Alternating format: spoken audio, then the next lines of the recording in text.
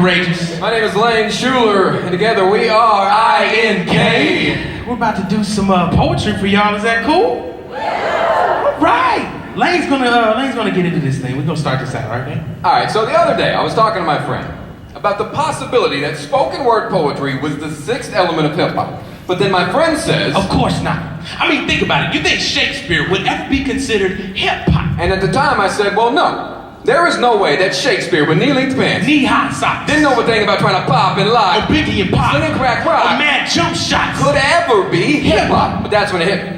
See, Shakespeare is the undisputed king of modern English. He taught us how to put the swagger back in our language. See, back then, Kool Herc was kind of like Homer because he was the one that started. He stretched vinyl on the table and spun it to make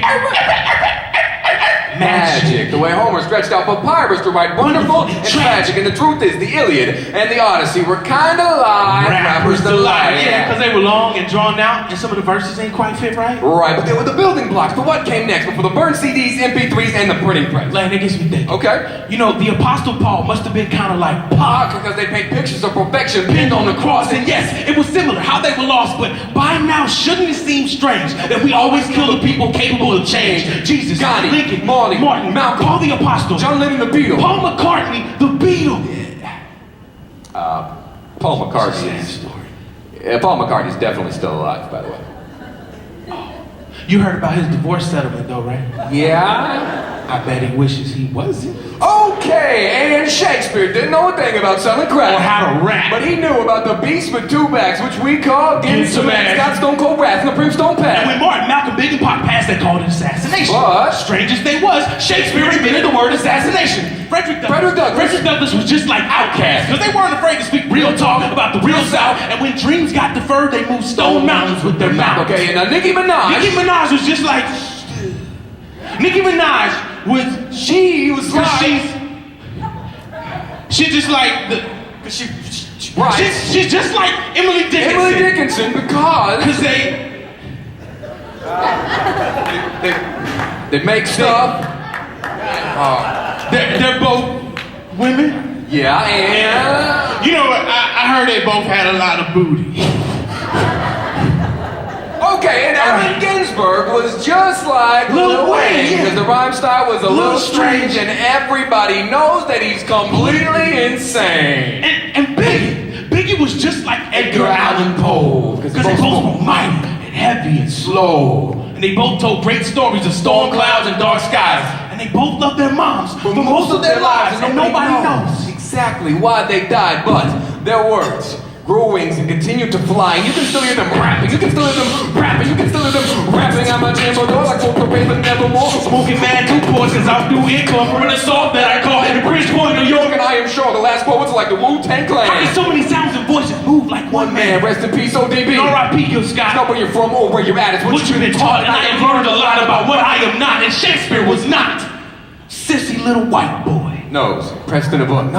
No, he spun stories and flung fiction about not judging something by how it looks. He knew exactly how to drop tragedy with knowledge, and just like Kanye, he never finished college. And in his home, he had two beds, and his was the second best, and the best was reserved for his guests, and we are his guests, the authors of what comes next. Yeah, we could write the next Othello, Macbeth, Romeo, Juliet, King Lear, even Hamlet, damn it. We are the future dead poets, future dead rappers, future immortal martyrs, live wires and fire starters, masters of our fate, writing to deracinate and assassinate this debate, and pay homage to the very first white rapper. Very first rapper. Grandmaster Shake a Shake. Come on, Grandmaster Shake a Shake. How are you doing?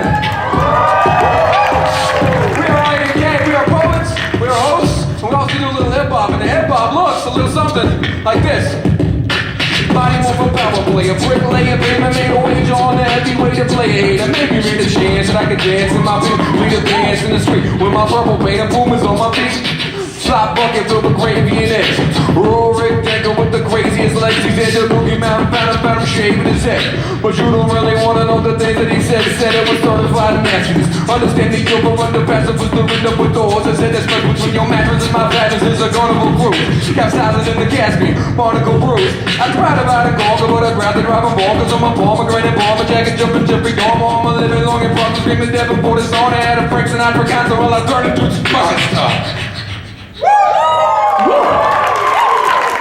Give it up to Lane Schuler with the lyric.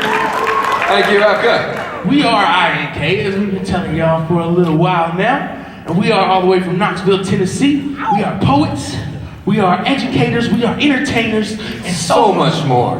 And our poems range from life and love, all the way to relationships, race, being yourself, finding yourself, and most of all, food.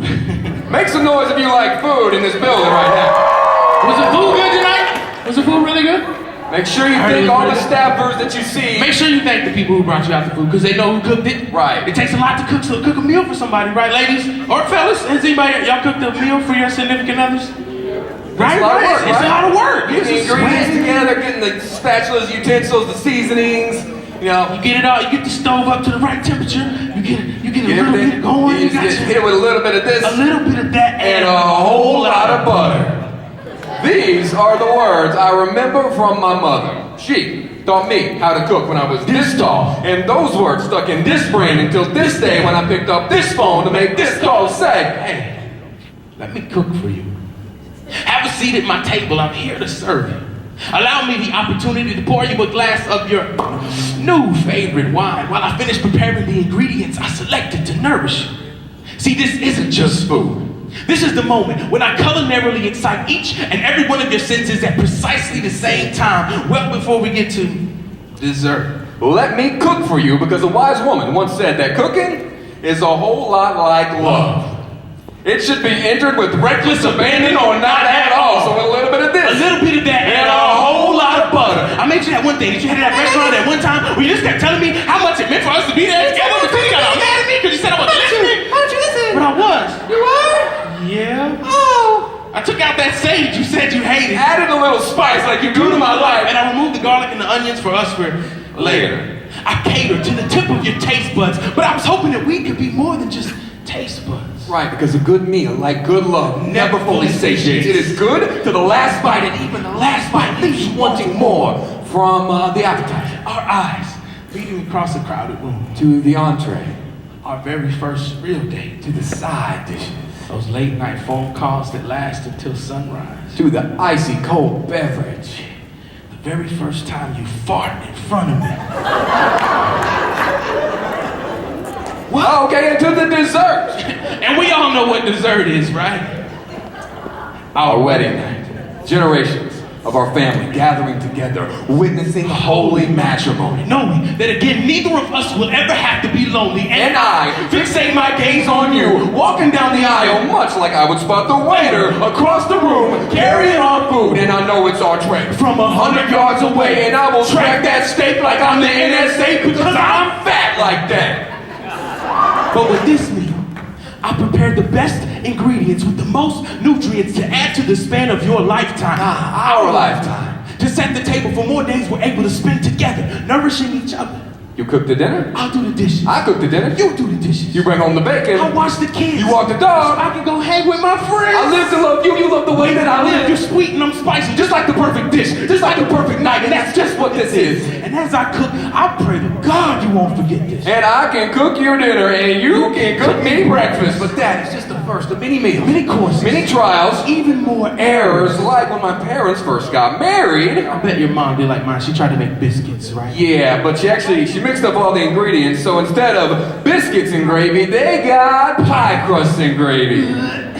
But now, y'all, my mama's biscuits are the best on the block, and that is love. Spending years using hands to press, fold, and caress to turn pie crust from dry, flat lust into big, buttery biscuits. And love ain't easy, y'all. It isn't supposed to be. Look, I could have gotten you something off the dollar I could menu. have taken you somewhere really fancy. And you'll always carry the tray. Yeah. I could have even gotten you a foot-long sandwich for $5. But we are here in comfortable company. Napkin on my lap, love on your plate. You on my mind, now let us say grace. Thank you, God, for our food. Let it provide nourishment to our bodies. Let it impress her ever so slightly. And if it's your will, let this be my child's mother. And she can teach him how to cook. And how to find a lover. With a little bit of this. A little bit of that. And a whole lot of butter. Thank you so much, guys. Please come see us. We are at Blues 3 through 8. The Hoolan Entertainment. Thank y'all. APCA, baby! Good job, guys. Keep it going for I.N.K, everyone. Come on, keep it going for my boys there. Doing a fantastic job. We having a good time, right? We having a good time?